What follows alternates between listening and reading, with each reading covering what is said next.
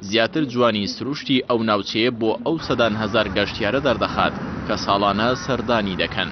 کابادۆکیا دەکەوێتە چوارچێوەی ویلایەتەکانی نفشخیر و کەڕشخیر و نیگەدە و ئاقسارا و قەیسەری ناوەڕاستی تورکیا.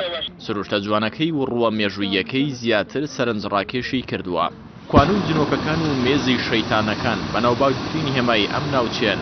ئەم دوو شوێنەوارە جۆرەها بەردن لەسەر شێوەی ستونی زیاتر بە کولانەی قەرەڕەشەکان دەستن و بە شێوەی سروشتی و لە ئەنجامی کاریگەری باو کەش و هەواوە دروست بوون. ئەمانە زیاتر لە هەر شتێکی دیکە سەرنجی گەشتیارەکان بۆ لای خۆیان ڕادەکێشن.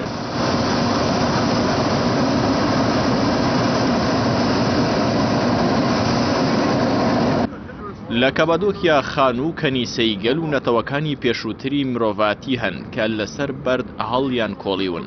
سەرلەبانی هەموو ڕۆژێک باڵۆنەکان بە پێی ژمارەی گەشتیارەکان دەست بە فڕین بەسەر ناوچەی کەبادۆکیادا دەکەن و هەلی بینینی سروشتێکی جوان لە ئاسمانەوە بە گەشتیاران دەبەخشن.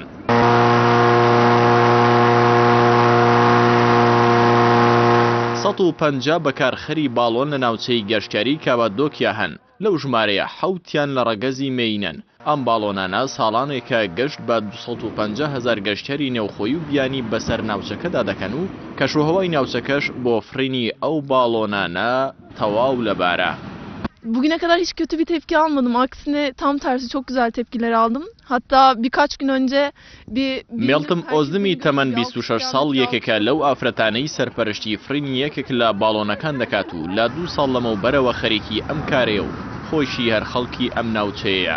مێڵتم دەڵێت فرین بە باڵۆن بە ئاسماندا خۆشیەکی زۆر بە مرۆڤ دەبەخشێت. جگەلەوەش ڕۆژانە ناسینی خەڵکانی نوێ و گەشتیاری نوێ و چێژوەرگرتن بە بینینی خۆرهەڵاتن شتێکە وەک ئەو دەڵێت بە پارە مەزەندە ناکرێت. Yani hemen hemen her gün gün doğumunu gökyüzünde karşılıyoruz.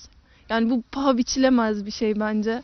Yani ئەم کچە پێی وایە کاپتنی باڵۆن گونجاوترین پیشەیە بۆ ئافرەت چونکە دوای هەستان لە خەو لەگەڵ دەرکەوتنی خۆردا بۆ ماوەی 1 سەعات بە ئاسماندا دەفریت و دواتر کاتێکی زۆرت بۆ دەمێنێتەوە کە کارەکانی نێوماڵ و دەرەوە ئەنجام بدەیت.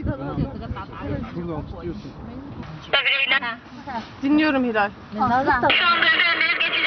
سابیرە بەڵتەجی 25 ساڵیش ماوەی 6 ساڵە کاپتنی باڵۆنەکان دەکات لە کەبادۆکیا. ئەو یەکەم جار وەک گەشتیارێک فرینی بە ئاسماندا بە باڵۆن ئەزمون کردووە. هەر ئەو فرینەی ئەو جارە شوای کردووە. سابیرە بیر لەوە بکاتەوە فێری کاپتنی باڵۆنەکان ببێت. Bir yıl sürdü eğitimim. Daha sonra küçük balonlarla سابیرە دەڵێت دوای ساڵێک لە ڕاهێنان ناونیشانی کاپتنی باڵۆنیان پێدام. بڕیارمدا هەر لەم شوێنەی لێی لەدایک بووم و تایدا گەورە بووم وەک کاپتنی باڵۆن بەردەوامی بەکارەکەم بدەم. Çocukların olduğunda aynı bölgede kalıp aynı bölgede işini yapacaksın ve aynı bölgeye ineceksin. Ve böylece balon pilotluğunu tercih edip